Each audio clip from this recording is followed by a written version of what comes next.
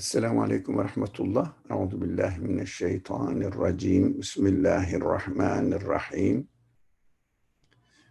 رب اشرح لي صدري ويسر لي أمري واحلل عقدة من لساني يفقه قولي واجعل لي وزيرا من أهلي هارون أخي اشدد به أزري وأشركه في أمري كي نسبحك كثيرا ونذكرك كثيرا إنك كنت بنا بصيرا.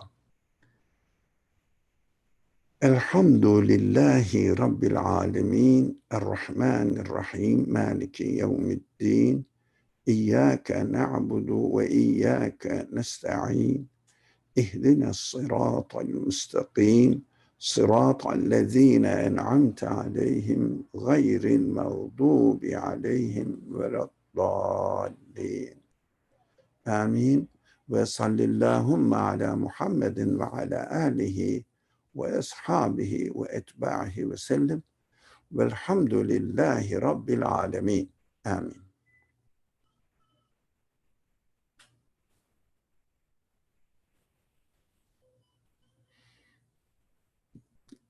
Now, moderator Ayşenur, the microphone is yours now. Thank you. Assalamu alaikum, everyone.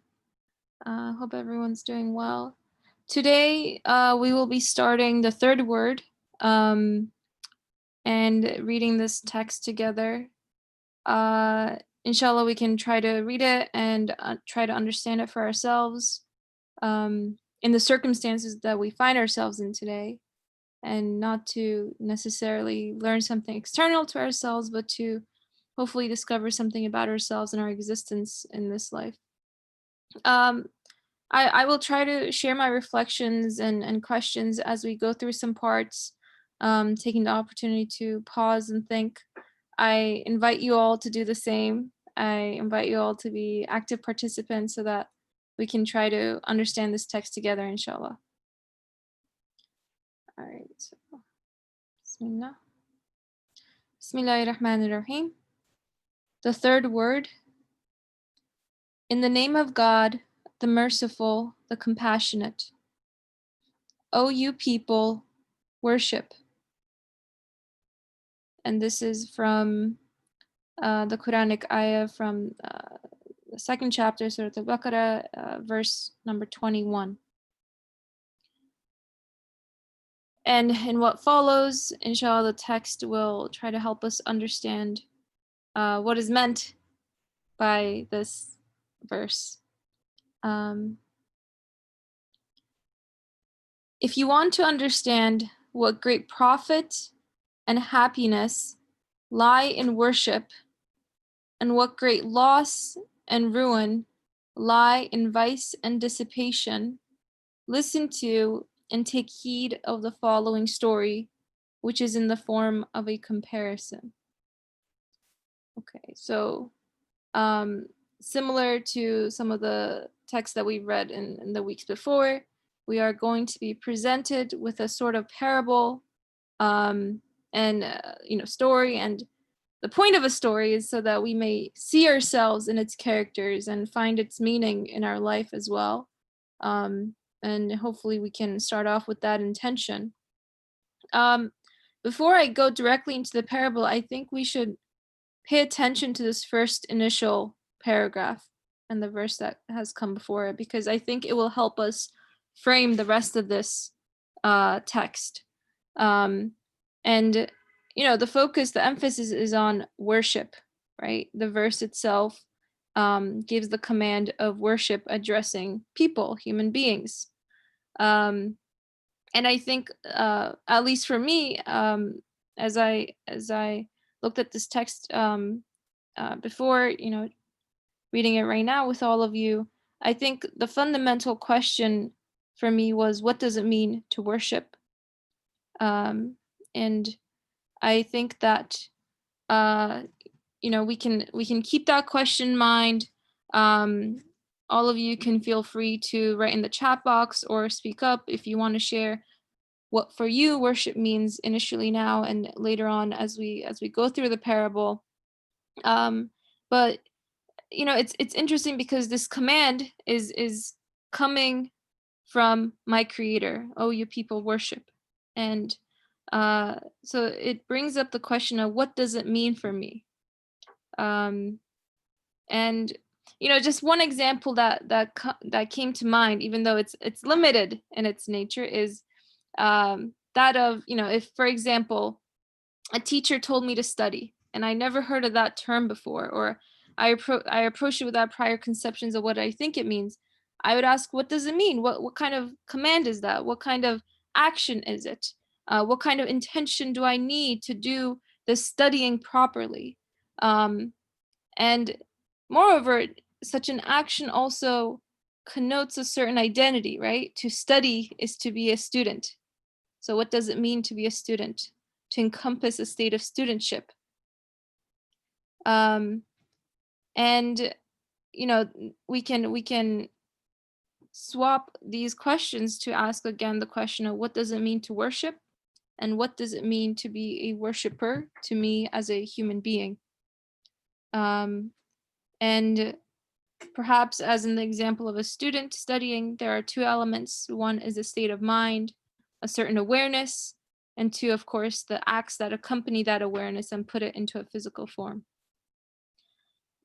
And so, in this first sentence, I do want to get to the actual story, but I think it's interesting that it says that great profit and happiness lies in worship.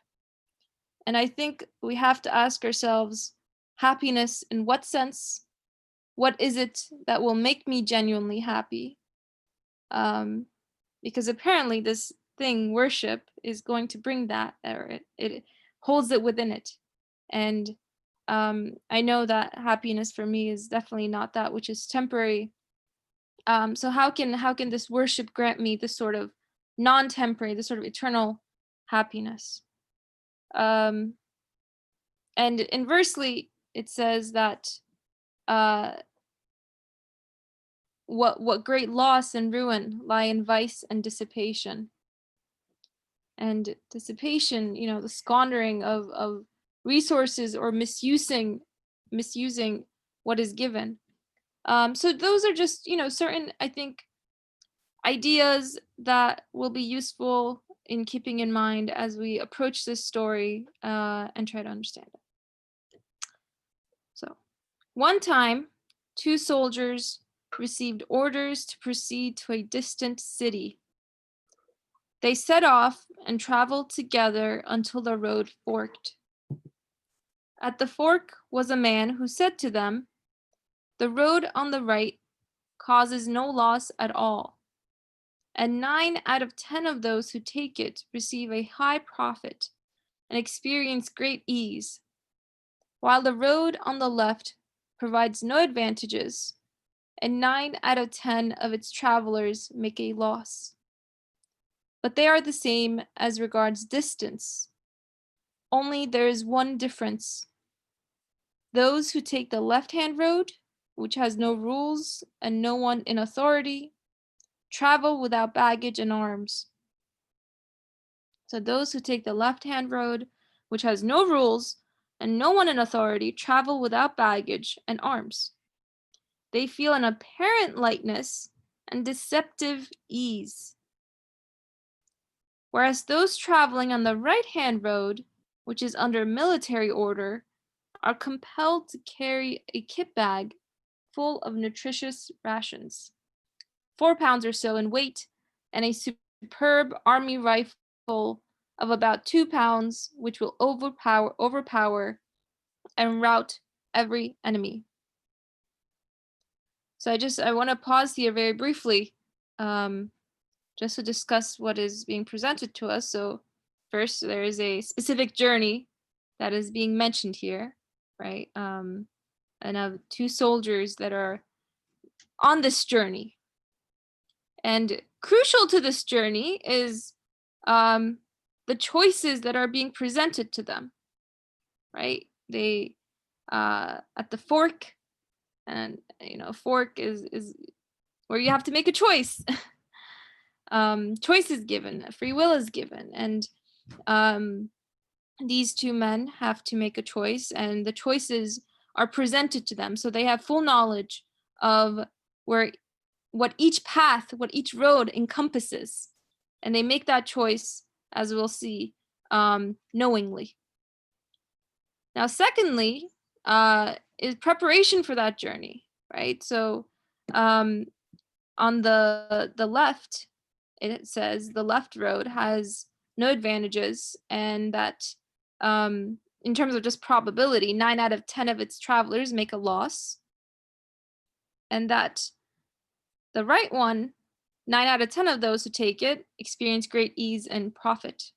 So distance-wise, there's no difference between them, but it is the nature of the roads that is very different, and the state that the roads put its travelers in.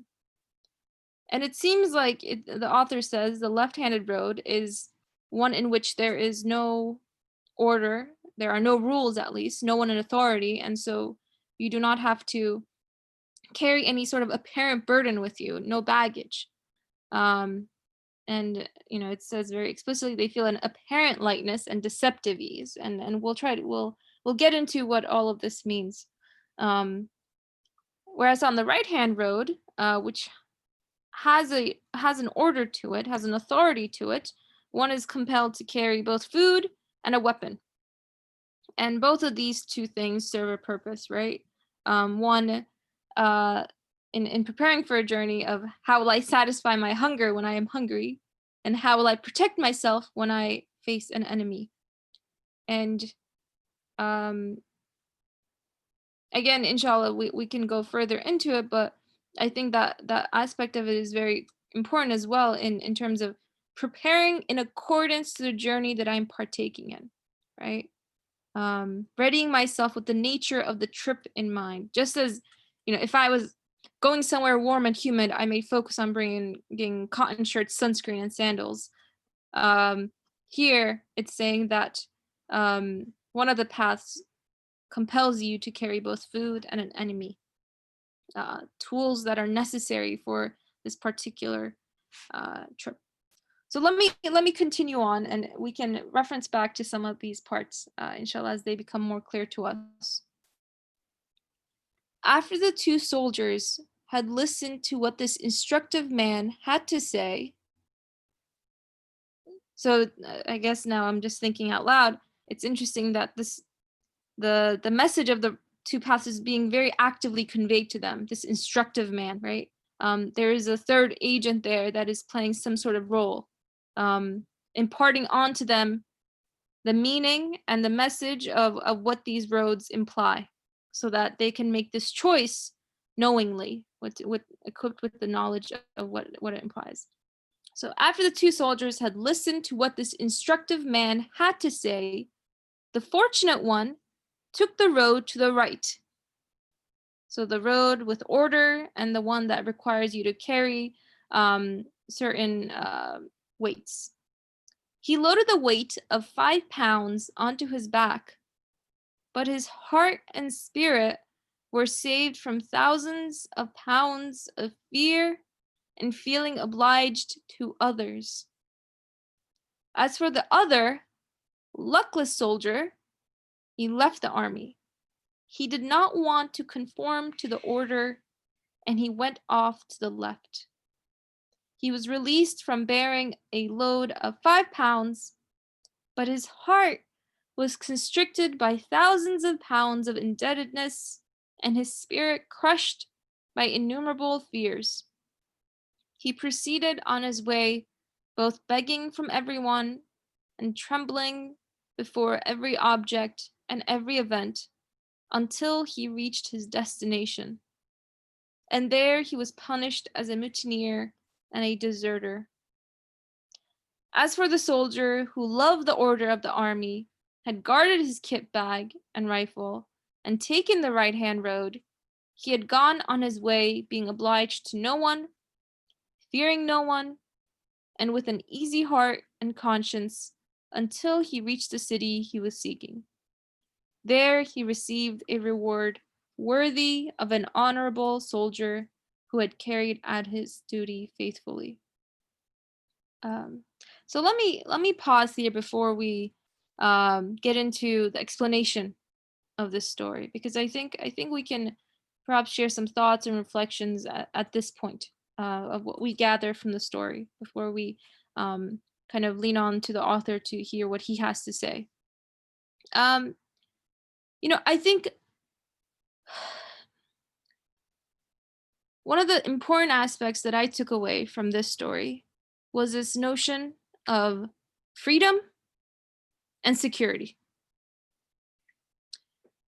Freedom and security. And what is genuine freedom? What is genuine security?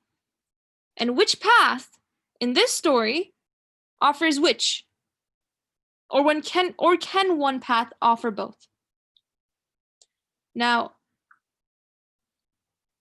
when I first heard this story, it made me think, well, I mean, the path with no rules and no authority. That's freedom.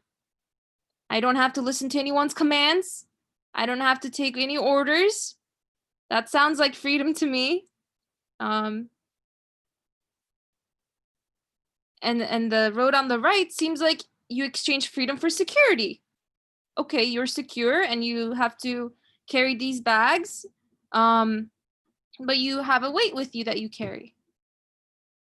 And again, these questions of what is genuine freedom? How do I understand what genuine freedom is? And how do I understand what is genuine security? Before I go further, Omar and Sarah, you can please jump in.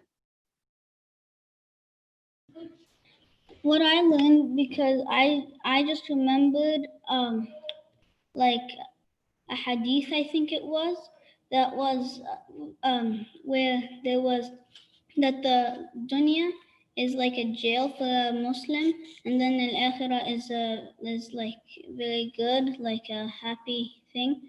And then here in the other side, for people who don't believe in Allah, like we do, they're like their dunya is very good, and then the akhirah is very bad.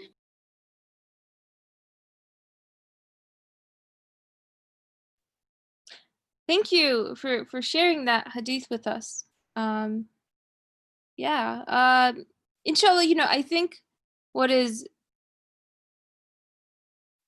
very interesting about this story that's being presented to us is that, we can put ourselves, just like in any story, we can put ourselves in the position of these two people, right? Would we take the right road or the left-handed road? What does it mean? What are the consequences of each road? What do they really offer to me?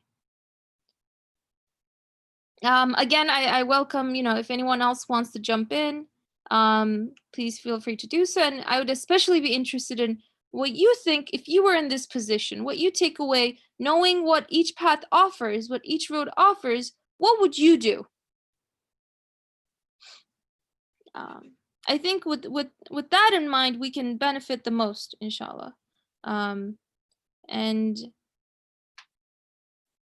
so, again, I want to return back to these notions of this parable seeming to present a apparent choice between freedom and security. One road represents apparent freedom and the other is representative of security. But it's interesting because the author says that the soldier who went off to the left, he started walking, swinging his arms. He doesn't have to carry anything, right? And even though he did not have to carry any weight, any food, any weapon, his heart, this part is very interesting, his heart was constricted by thousands of pounds of indebtedness and his spirit crushed by innumerable fears. And when I read that description, and that doesn't sound like freedom to me. What does it mean if I am physically free from a sort of responsibility or from a sort of weight, but my heart is being crushed?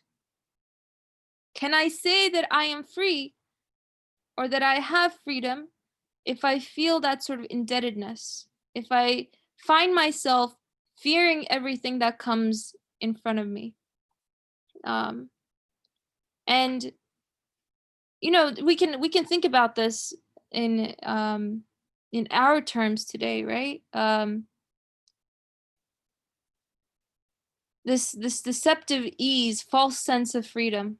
You know, it can make me a sort of slave to everything. In my actual life, I can experience this. I can be fearing everything, wanting everyone's approval, seeking value through various things that may be, you know, my career, my appearance, my clothing, my family, my money. And yet I am not free because I am constantly dependent on everything else. Um, or even just, you know, for students out there again, um, if I study for an exam, for example, if I study a little bit every day, it may seem like a burden, but it saves me from this huge burden from my mind when the actual day comes to take the exam and I feel prepared and lighthearted. You know, this is also the core of procrastination in a sense. While doing a certain task, it seems burdensome, um, but putting it off puts you under more stress, more burdens.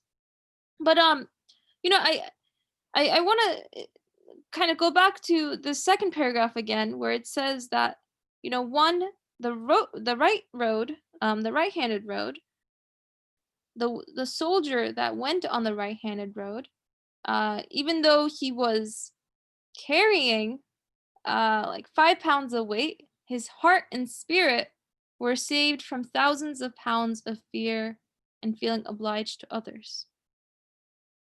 Um, so I see that Maha has a comment here in the chat box.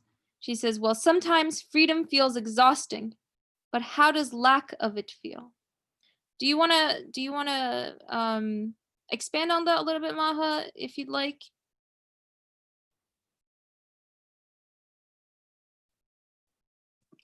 Salam alaikum. It's a dilemma because freedom of choice and choice itself, the presence of choice, can feel like being torn into different directions and can feel like a dilemma. However, the other interesting and curious side of the equation is that lack of freedom might also be quite suffocating.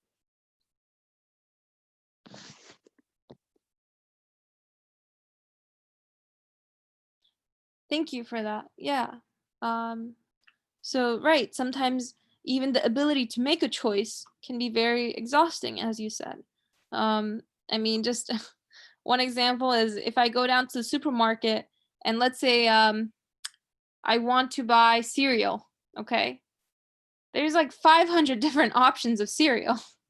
Which one do I choose? So sometimes, you know, that's a very minute, like very kind of basic example, but sometimes choice itself can seem very wearisome. But at the same time, if I don't have choice, well, I can't even imagine how that is. I mean, I want to have choice. Having choice is a part of freedom. Um, I want to pause because I see that Abdurrahman has his hand up. Would you like to speak? Assalamu alaikum. So first, just a, I guess, joke that came to my mind that I've heard before. So like one version of this is, you know, I would rather be crying in a Lamborghini than happy in, let's say, a Toyota. You know, this idea that this external lightness or this external ease of being in like a luxurious position, like a Lamborghini, versus your heart feeling in despair in like a Honda or a Toyota is much better. And like when I first heard that, it just, you know, I just thought, no, that doesn't seem to make sense. And I think most people would agree that, you know, they'd prefer the just being happy.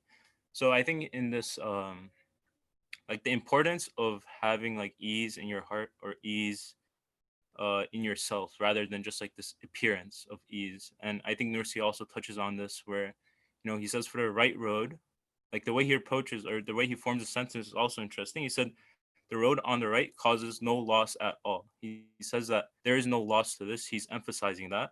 While when he talks about the left road, he's saying the road on the left provides no advantage. So you think that the road on the left maybe has like an inherent advantage because you don't carry a bag, you're not under this military order in this story, you're not following any rules. You think there's an advantage there, but Nursi is saying no, the road on the left does not provide you an advantage. and instead, your heart ends up being constricted. But then when he talks about the right road, he says, even though it seems like you're following rules, there is no loss here, there's no disadvantage here. And instead, like when you look at the ease in your heart and your spirit, you're safe from fears, you're safe from obligations to others, and there's like some peace there. So just I think he's questioning like how we approach, like with the notion that when rules and regulations are seen like a loss, and he's saying it's not a loss, and then like freedom is apparently an advantage, but it's a deceptive advantage. He says it's a deceptive lightness. Just wanted to touch that point. Thank you for that comment. And before I let Brother Ali speak, I just, something that just occurred to me now as you were speaking, Abdurrahman, is, when we talk about freedom here, I think it's about, are we talking about freedom directed towards my physical body or to me, my humanness, my human qualities? Because yeah, I mean, the soldier that takes the road on the right, his body is burdened. There's no hiding that his body is burdened, but it's saying that his heart and spirit are saved, are lightweight, are at ease. So what is at stake? What is this addressing? This is addressing my humanness, my human qualities. And it's true, I can confirm it for myself. Even if I am physically burdened with something, if I'm at ease with it, if I'm content with it, I can gladly take up that burden. Whereas if even if I'm so physically able or physically unburdened with anything, if internally I'm in anguish or despair, I have like an internal prison. That's not freedom for me. So freedom for me as a human being with human qualities, what does that look like? And I think what this story offers is that the right road is freedom for the humanness of a person. So Brother Ali, please go ahead, and then we can look at the chat box after. Thank you. I think you summarized everything by saying that the main point here to understand the relationship between freedom and security. Before going into the subject, we have to notice that we are reading this text. And why are we choosing this text rather than others? What is the special characteristics of the text that we are reading? We have to remember this one first. We are reading an interpretation of the verses of the Qur'an by an author who approaches the speech of the Creator from first belief perspective. It means, how can I explain my being in this world? We call it in our discussions as existential problems that the human beings are facing, and what the Quran, the speech of the Creator, offers to solve the existential questions. Excuse me, I have to deal with this. Okay. To solve the existential questions. Now, the example of soldier, and there is a man at one point at the fork. We have to, when we read the interpretation of this very simple parabolic teachings of the interpretations of the Quran, we will notice that at the fork, there was a man. Of course, we know that they are going to a destination, whether they take right or left side. Doesn't matter, the destination is the same. It means whether one takes this way or another way, until the destination, we understand that when we leave this world, it means simply death. Until death, we are free. And at one point, as we grow, we come to an age which is called the age of majority or maturity. At the age of maturity, we have to make the decision.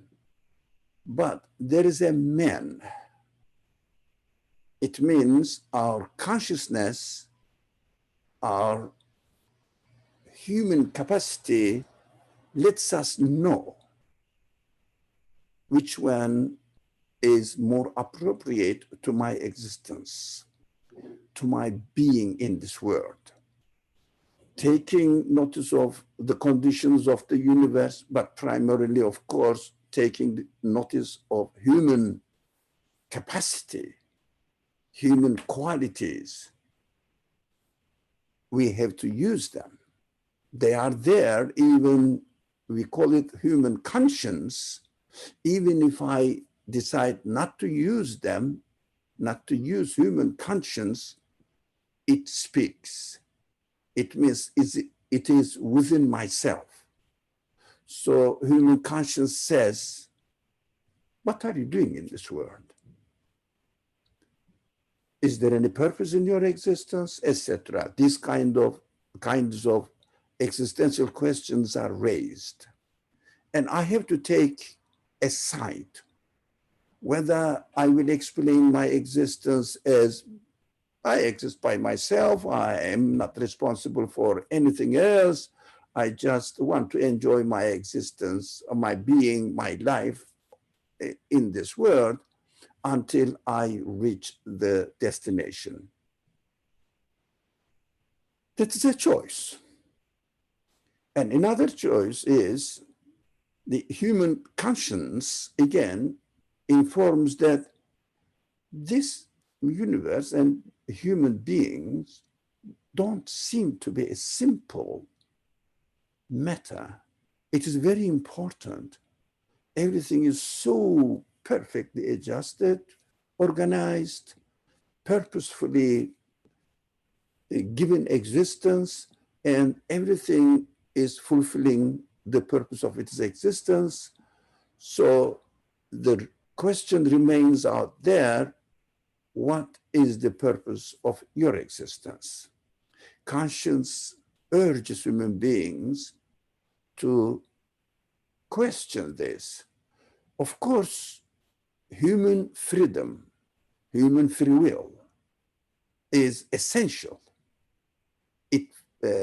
Actually, it plays the most essential role in deciding whether I will take this way or another way. It means whether I will interpret my existence according to just, I say, come on, don't take notice of anything that you are responsible for. It means responsible for your existence to the one who gave you the existence.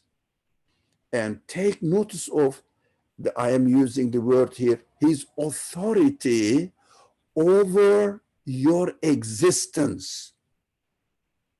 But I think this phrase is important. The one who gave you your existence has the authority, must have the authority over how to use your existence, because your existence belongs to him. Authority doesn't mean that he orders you such and such things. No, he is the property owner, if you like. If you think that your existence is a property in this world, he is the property owner, whether accept this or not. All the rest of the arguments whether I believe my existence is accidental, natural, or purposefully created, and trying to bring about the evidences to explain the existence are excuses in order to justify the first decision that every human being makes, whether he will not accept that his existence belongs to somebody else, given to him in order to be utilized, in order to be used, in order to be enjoyed. Or, no, I will have the authority over my existence by myself, so I'm not going to follow any authority over me. It means I'm not going to accept that my being belongs to somebody else. And I am given this being, this life, as a gift by my creator, the one who gave me existence. So another important concept comes into at this stage of thinking. Now, enemy.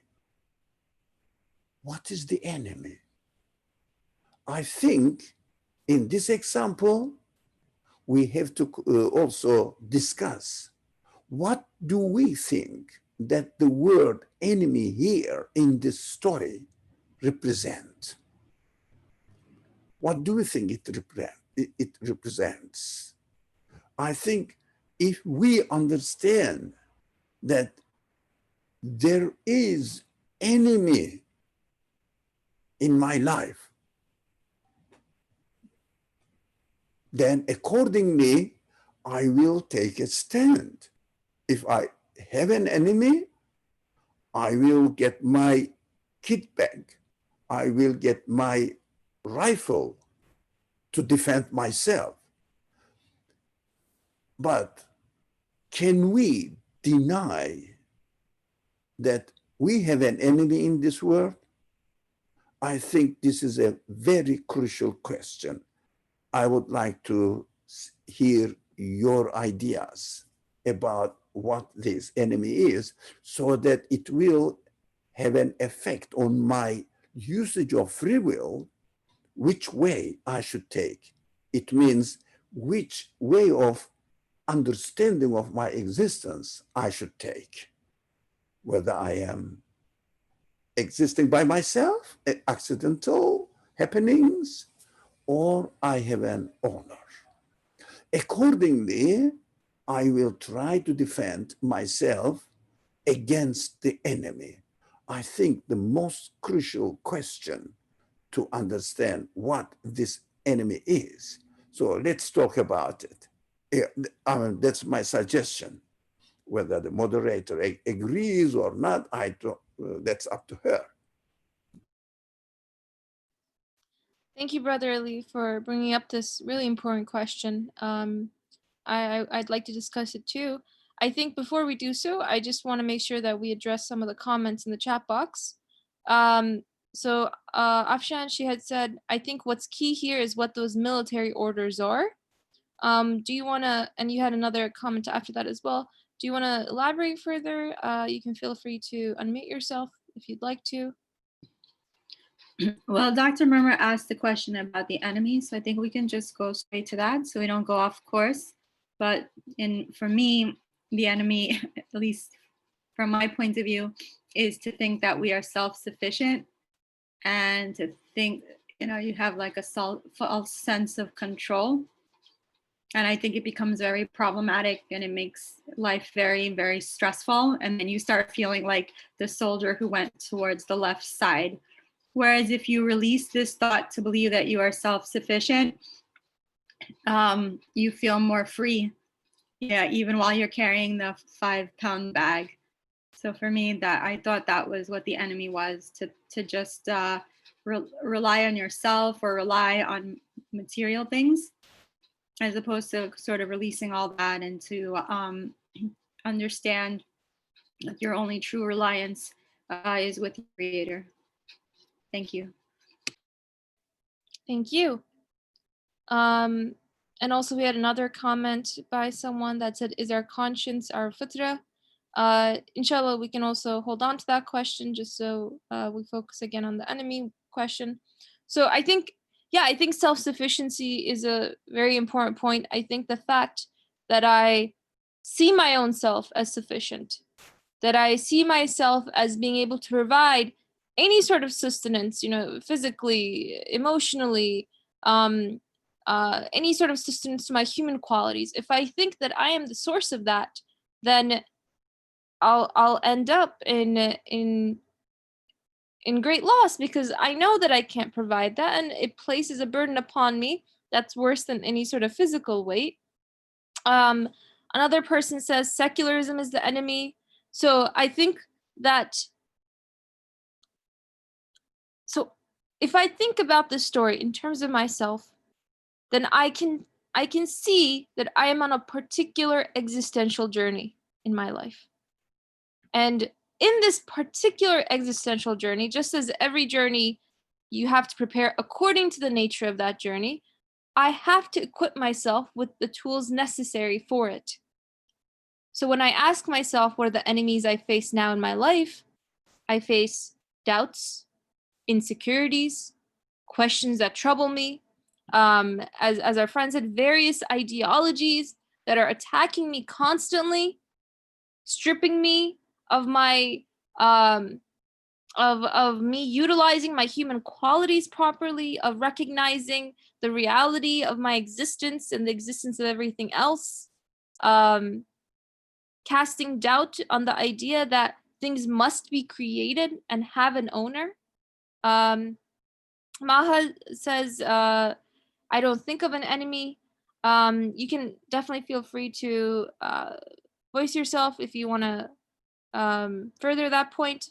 But, you know, I think in this broad scope of the notion of enemy, something that is an obstacle, something that wants to attack me, just my own self can be an enemy. My own desires can be my own enemy if they trap me within their own false,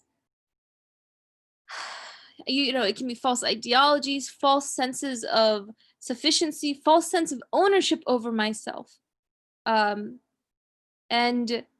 I think that's why it's also important to ask the question of, what is then my rifle? What is then my kit bag? What will nourish my hunger in my existential journey? What will help me defend myself? What will be my weapon of choice for defense in this existential journey? How can I defend myself against the doubts that I have? Against how can I satisfy the needs that I have as a human being? The need for eternity, the need for happiness, the need to feel both freedom and security at once. How can all of these be realized? What are these in terms of my practical life? And I think, I would like to hear other people as well. What is your rifle? What is your kit bag? How can we visualize these or make them practical for ourselves? Because we're on that existential journey right now. And, leaving aside again, just the sort of external ideologies that we find in our society and the time and context that we're living in, which have also kind of become internalized ideologies as well. How do we defend ourselves? So I will read H. Beza's comment and then give the mic over to Brother Ali. So she says, the lack of security in feeling under or not prepared on my journey is the first enemy I have to face at all times. Right? I think that's a really significant point, right? I notice that I am on a journey.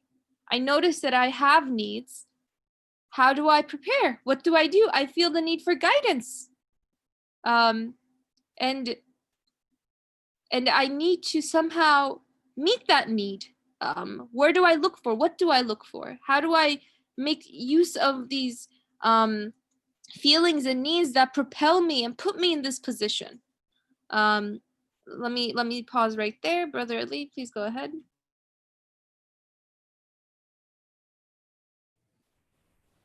I appreciate every answer because every answer helps me focus on the center of the heart of the matter. So no one should think that my answer wasn't right or was right. It's not important. It is just a help for me to understand better, to clarify my purpose. I will go back to the nature of the text that we are reading. Why I need to do that, I will explain it to you. I understand that it is not very common to read the Qur'an, the speech of the Creator, in order to understand our reality of existence. What are we doing here? What my existence means to me. So when the author tries to make us or help us understand what worship means, we have to understand that this worship fundamentally and primarily something to do with my attitude towards my existence, my reality towards the reality of my existence, what it means for me to be in the way that I am in this world. So when we look at I will say, I will come back to the subject. Now I'm returning it to the subject. When we talk about enemy, as far as the existential understanding of the speech of the Creator, teaching me what the reality of my existence is concerned, in the text, if you notice, the enemy was for both. The one who took the right, the one who took the left. It means actually one person, whether you follow self-centric interpretation of your existence, or if you like, interpret your existence in terms of it's being created. It is given to you. It is not that you found it haphazardly with no meaning. Something naturally grow itself by itself has no meaning. So both of them has enemies, which is something interesting. It means enemy is not external. Enemy is within our existential reality. That's why when one of our friends, Maha, wrote, I don't see any enemy in my life. I'm very happy with my existence, with my being. Of course, if you look for an external existence, external enemy, there is no enemy.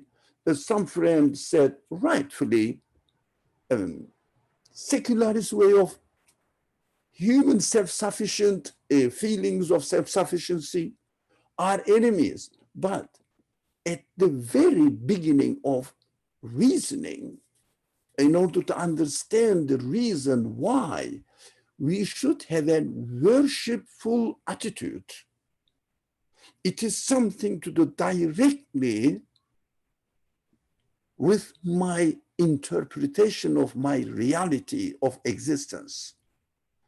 Afterwards, all these concerns will come into the discussion, and we will deal with them and put them on the table and discuss them. First of all, we said the man is the man who spoke to us, spoke to a human being. Which way are you going to take within your own free will? Either this way or another way. It means, how are you going to interpret your existence? The man conscience, the man represents human conscience. This conscience, innate reality that I am given within my own intrinsic being, within my own human soul. It shows us this: if you decide to choose this way, you will be like this. If you decide to choose the other way, you will be like this. But both of you have to struggle against the enemy.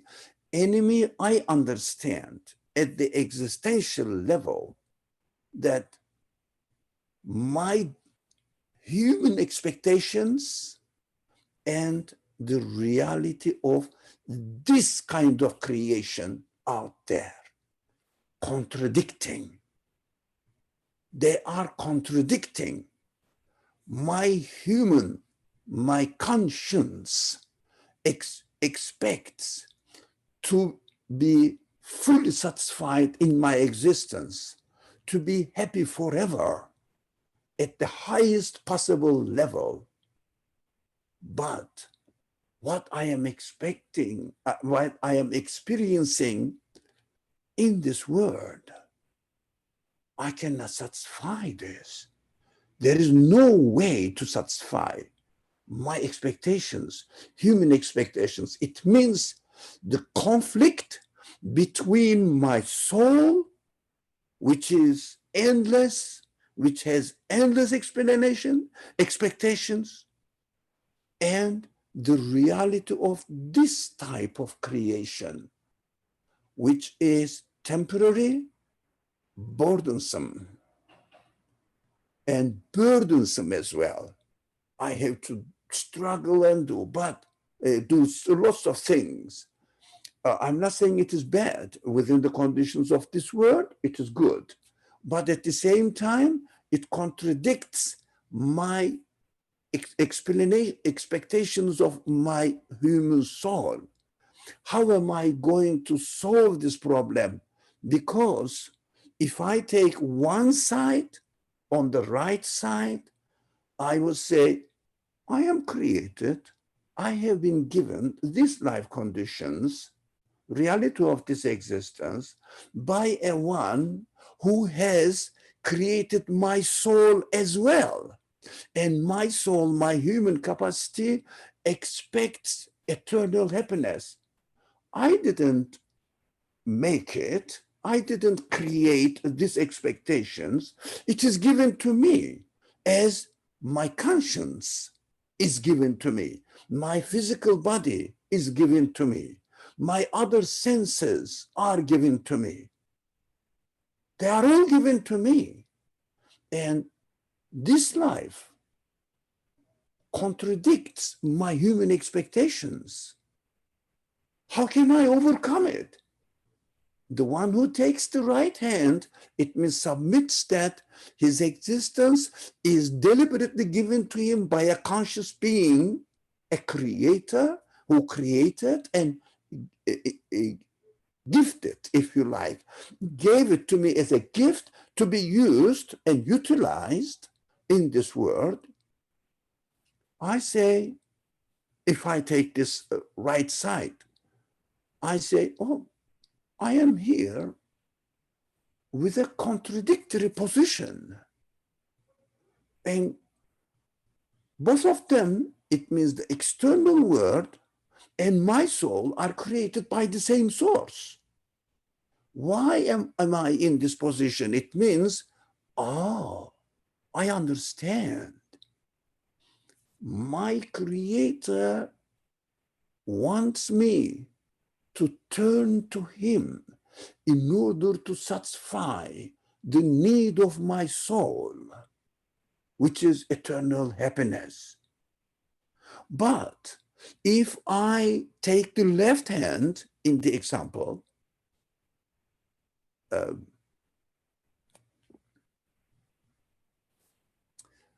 well, by the way, this is not accident. this right and left, which is used in the Quran as well, and the author is using here, and also the Latin word of left comes from a word which is I read in a book, which means evil. That's why Quran represents the evil option as left side of the option.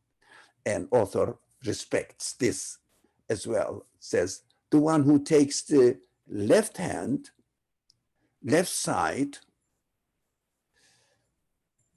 says, I am the product of nature and my feelings are within me and nature cannot satisfy them.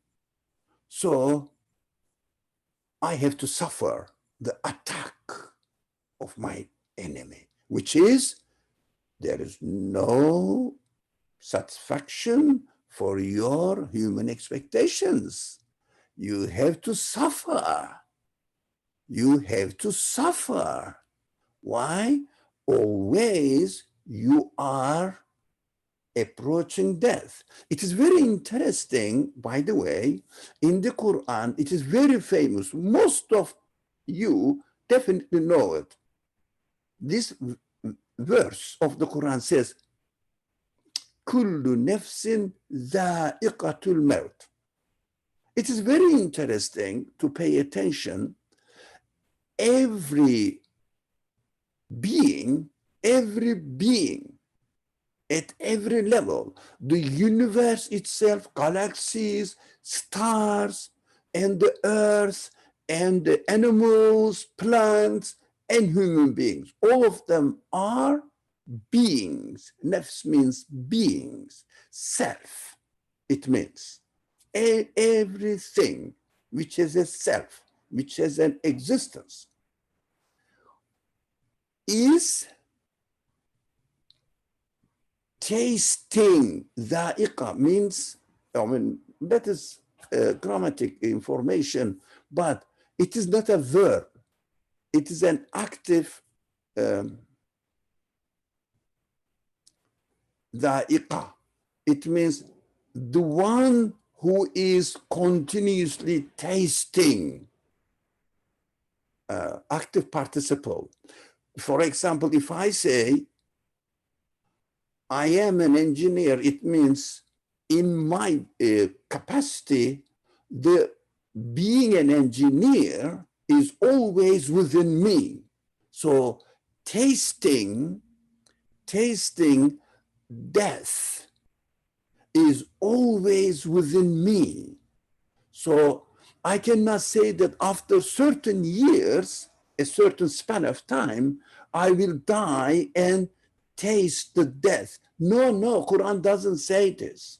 It doesn't exclude it, but at the same time, it says you are continuously dying. Is it really true? Yes, yesterday is dead.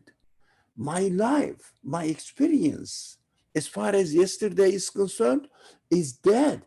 I am continuously dying into past. So I cannot get out of death at any moment. At any moment. So I cannot really sustain my life by myself. That's why I don't have any on the left-hand side. I don't have any rifle. I don't have any kit bag with me to defend this enemy. If I say I am the product of nature, nature is continuously giving me death with no return whatsoever. Whereas on the right-hand side, it is not nature. My creator is giving me death and asking me to save myself from falling into complete annihilation, to turn my face, my expectations to him and look at the creation and see that the creator must be an absolute infinite being with infinite powers, infinite qualities. This creator says, I can give you eternal happiness, not the created nature out there, although I created it, but it is not the source of satisfaction for you. I am the source of satisfaction for you. Turn and expect your future from me. I am able to do it. The nature, the created beings cannot satisfy your expectations. That's why the one who takes the right side, it means accepts that he has a creator. Definitely, he is not afraid of his pastime, and it means not pastime. He's not afraid of his life, which is past. It is not gone because it is given by an absolute being. An absolute being, by definition, must be beyond time and space, and he has not lose anything under his grasp. Everything is under his grasp. He is the absolute being. He must be the absolute being. Look at the universe. The creator of this universe cannot have limited qualities. So human beings can understand this when they reason.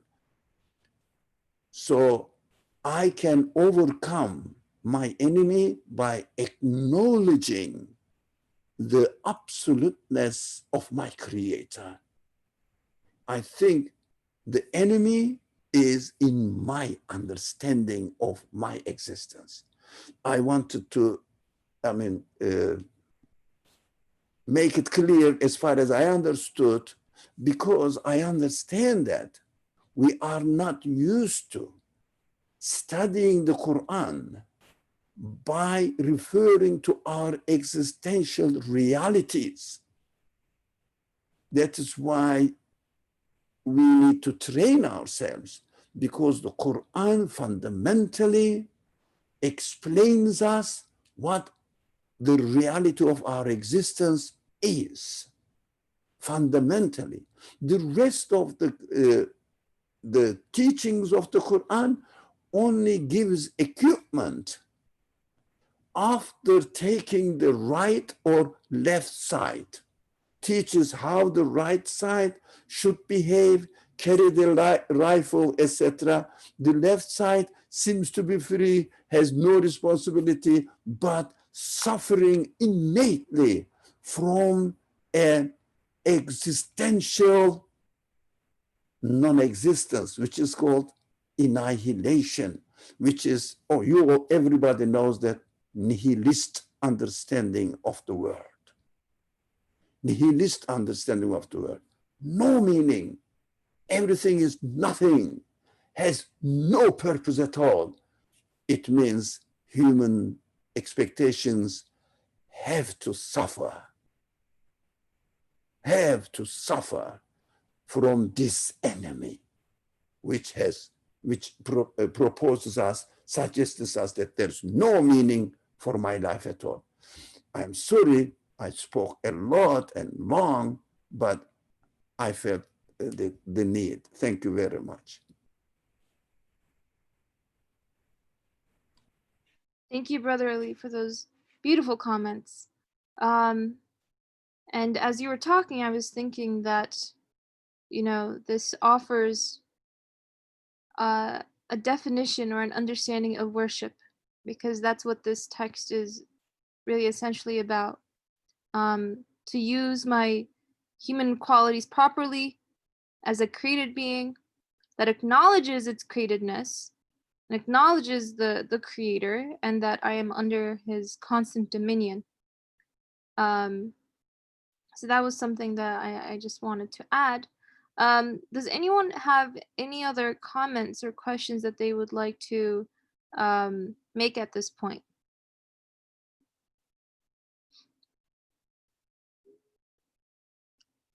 All right.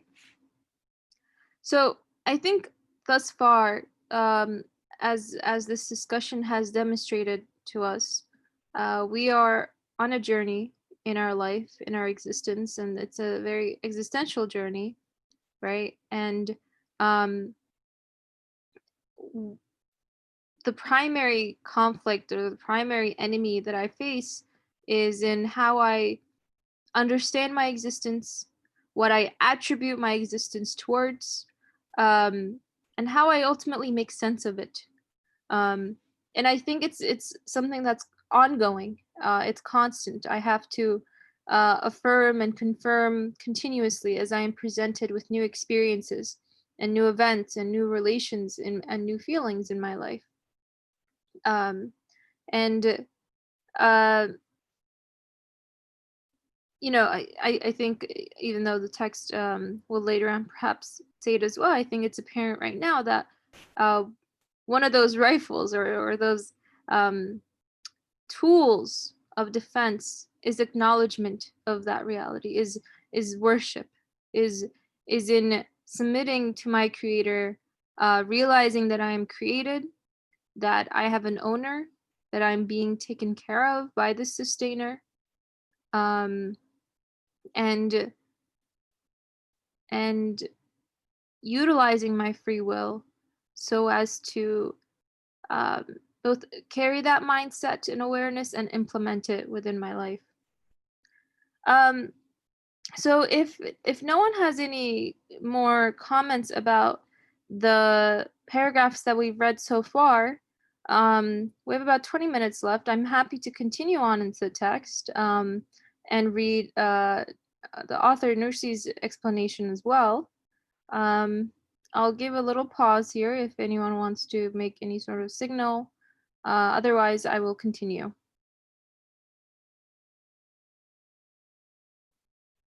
Okay. All right, so let's continue reading, inshallah. O rebellious soul, know that one of those two travelers represents those who submit to the divine law, while the other represents the rebellious and those who follow their own desires. The road is the road of life, which comes from the spirit world, passes through the grave, and carries on to the hereafter. As for the kit bag and rifle, they are worship and awe of God,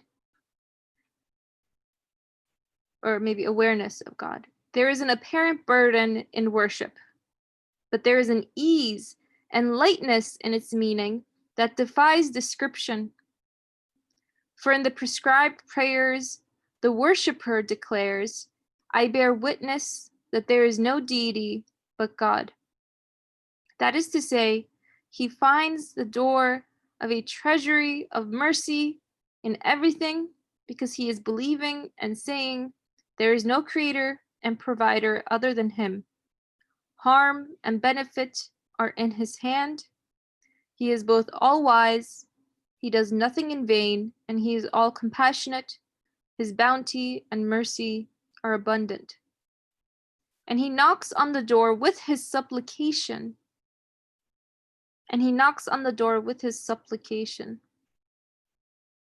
Moreover, he sees that everything is subjugated to the command of his own sustainer. So he takes refuge in him. He places his trust in him and relies on him and is fortified against every disaster. His belief gives him complete confidence. I think this is a really lovely explanation. There's a lot in it. Inshallah, we can try to dissect it, take it perhaps sentence by sentence, even phrase by phrase, to try and understand it, because I think there's a lot of meaning and explanation that's being provided here. Inshallah, we can all do it together. So, the author is addressing this paragraph to his own rebellious soul, and I think that's in that's parallel to what we've been talking about. how my enemy is in my understanding of my existence, how I refer to my existential realities, whether I see my own qualities as providing me with the satisfaction I need for my needs, whether they're capable of providing me with eternal happiness, whether they're capable of providing me with the sustenance I need for not just my body, but also my heart and spirit. And he says, know that one of these two travelers represents those who submit to the divine law. So one question I'd like to ask is, what does it mean to submit to the divine law? How do we understand this divine law? While the other represents the rebellious and those who follow their own desires. And as we've talked about it, the road is the road of life, which comes from the spirit world, passes through the grave, and carries on to the hereafter. And Nursi offers an explanation for what these tools in the story represent. As for the kit bag and rifle, they are worship and awe of God. For me, that's going to be worship and awareness of God. And he continues to say that there's an apparent burden in worship. And I think here for worship, as I had mentioned before, there is both a state of mind, a certain awareness, right, that attributes the qualities that I experience in creation, including within myself, to their actual creator, to their owner. So worship is that awareness, that acknowledgement. But as I am a physical being, there's also a physical component to it, and acts that accompany and mind our prayers, the daily prayers. Others can feel free to share their thoughts. And just as in the story, there is an apparent burden in worship, he says, but there is an ease and lightness in the meaning that it conveys to me. In the meaning that it conveys to me, that it brings to me, that it brings to my heart, to my spirit, to the questions that I have, to the insecurities that I have, to the needs that I find myself with, that needful satisfaction that defies description. And here I think it's really lovely. He offers very, very succinctly an explanation of what the shahada, what I bear witness that there is no deity but God means. And it means to find the door of a treasury of mercy in everything. And Brother Ali asks, how do we find the treasury in everything? How do we find this door? How do we knock upon this door? How do we open this door? In everything, because he is believing and saying there is no creator and provider other than him. Harm and benefit are in his hand. He is both all-wise, he does nothing in vain, and he is all compassionate. His bounty and mercy are abundant. On this part, I think I read it twice because I really enjoyed it, and I would love to know what everyone else's thoughts are on it. He knocks on the door with his supplication, dua, right? And supplication is this very sort of, it's a physical act. It's opening my physical mouth. It's putting to verbal speech what my needs are. And directing them to the one that I think will be able to satisfy those needs. And I think supplication can be both in me opening my mouth and voicing them loudly, and also through my actions, right? If I follow, I observe that the universe has a certain order, and I notice how things work within that order. And if I follow that order, I can expect a certain sort of result that is going to be created for me. And so it seems like Nursi is saying that to find the treasury of mercy, to open that door of a treasury of mercy and everything, one must approach it with supplication. And I guess we should ask the question, what does it mean to knock on the door of the treasury of mercy with my supplication? What form does that take? And let me just finish these two sentences before I give the mic to Farah. Moreover, he sees that everything is subjugated to the command of his own sustainer, so he takes refuge in him. So here the author is expounding upon what this sort of a mindset of worship encompasses, right? That everything is acting under a command, that everything looks to a one that is creating it, that is ordering it. He places his trust in him and relies on him and is fortified against every disaster. His belief gives him complete confidence. So those, again, I wanted to reread this paragraph just to share some of my immediate thoughts as they came to me. Would love to hear yours now, and we can also, again, try to address both Brother Ali's question of how do we find treasury in everything, and how do we not, what does it mean to knock on the door of this treasury with supplication? What does supplicate, what form, what shape does supplication take? What does it mean for us? Farah, please go ahead. Assalamu alaikum. Thank you, Aishanur. I'll let you exercise your discretion on how to deal with my comment question. And I did miss part of the beginning, so moderate as you please. So this, the beginning of this paragraph, the rebellious soul, and our, preceding discussion on what is an enemy, it compelled me to sort of, try and address this issue that I want to sort of clarify with everybody, is that, okay, so if I regurgitate and represent the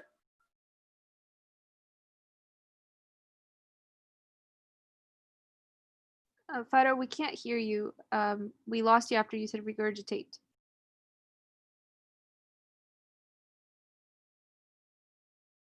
looks towards its meaningful side. Farah? Yeah.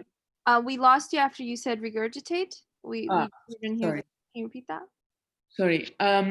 So one definition, or like the definition of enemy that I'll want to share is, like, for example, we always have at the very least two ways or two options, similar to the two roads, to explain anything in existence. One points to a meaningful side of that thing existing, of why it exists, with an representing an order, a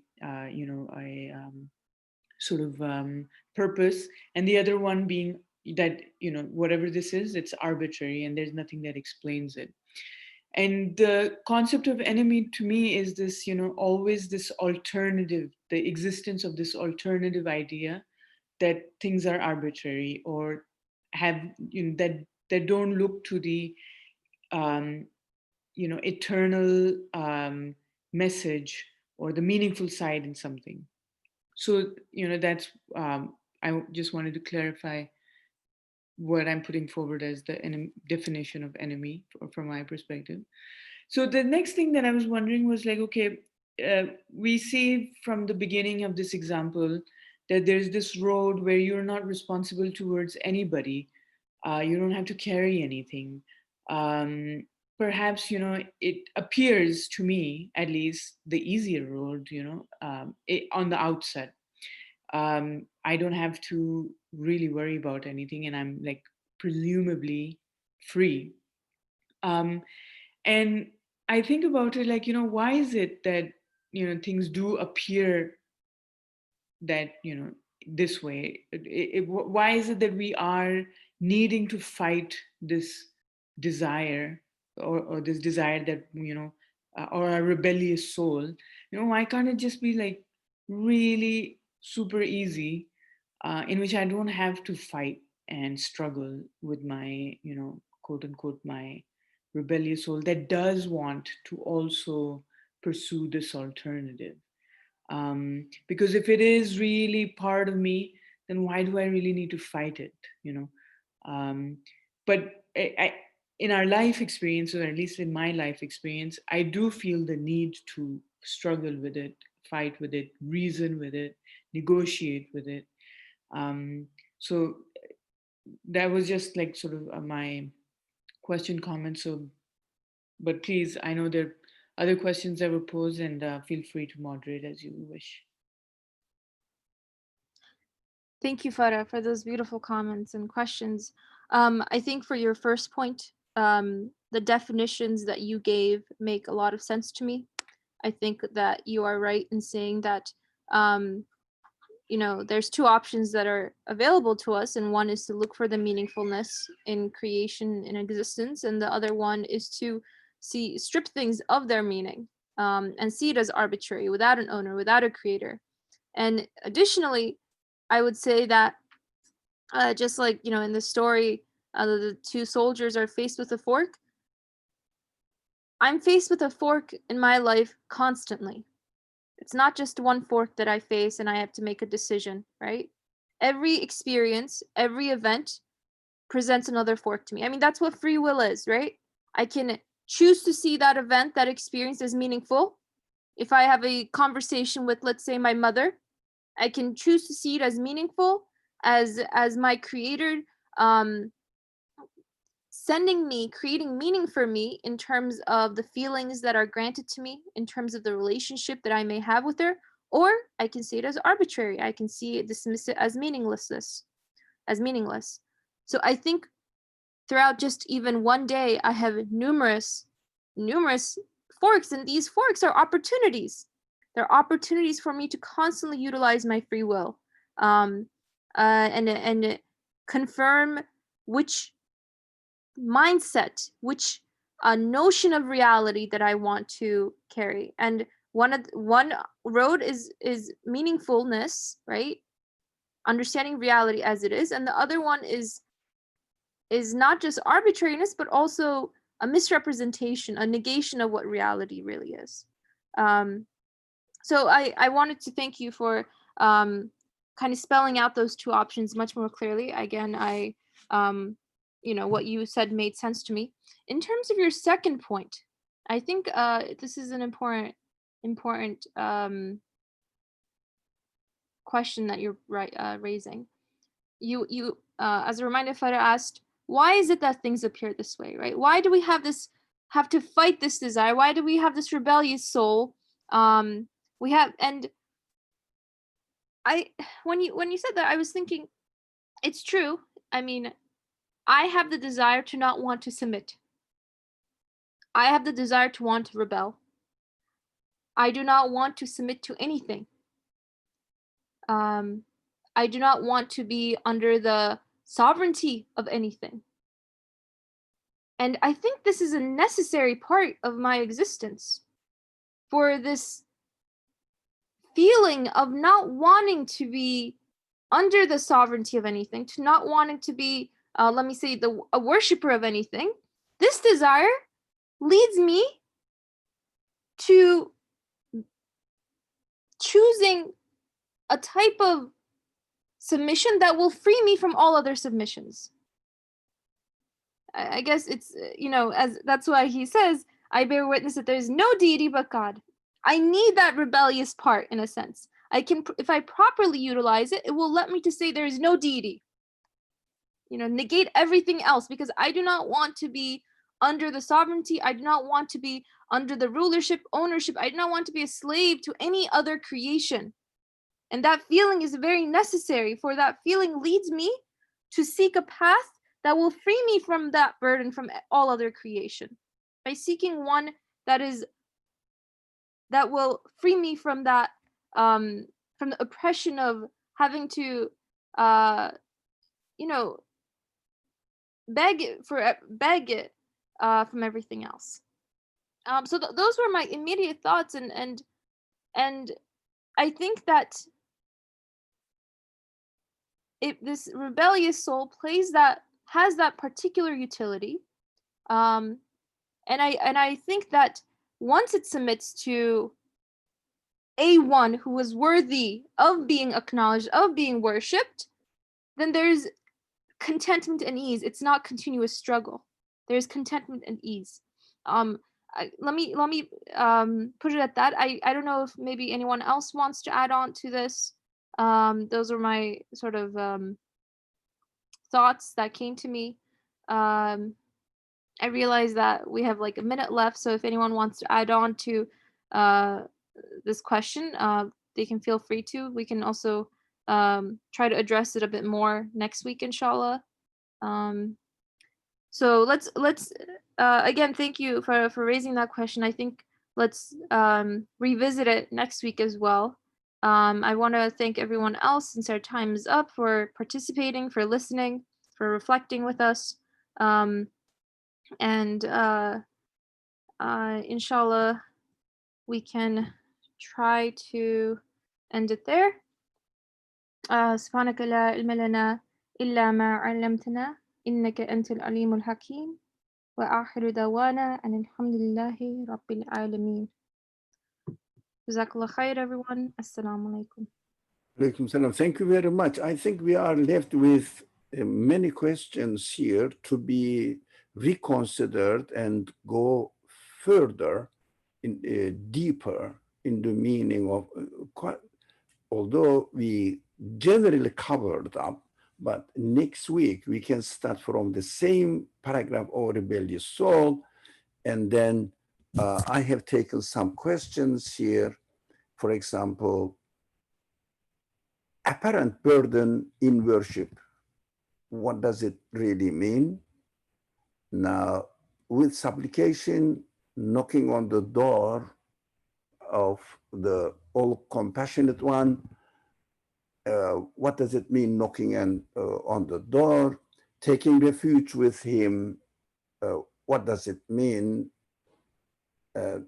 So apparent burden, supplication, taking refuge with him, and also submitting to the divine law. What does it mean? And again, in this context, how are we going to understand what enemy is? And also another very important question, is the soul itself rebellious? It means, does the soul have a rebellious character? Or if the soul is from the creator, it shouldn't have a rebellious character. But if we misuse our free will and took the wrong attitude, then the soul rebels against what? So, and also the last question again, how are we going to see the treasury in everything? There are quite a number of questions need to be clarified, and in terms of our real life conditions, we have to talk about it next week. This is the also our desire, our hope, demand from the next week's moderator. I hope we can start from here and deal the subject, inshallah. Wassalamu alaikum wa rahmatullah. Inshallah, I'll see you next Monday and next Saturday again. And also we have our discussions going on Zoom program in another room. If you are interested, we can give the information about the room every Saturday and Sunday at 4 p.m. Eastern Standard Time. We have quite a number of opportunities to discuss these matters. Wassalamu alaikum wa rahmatullah.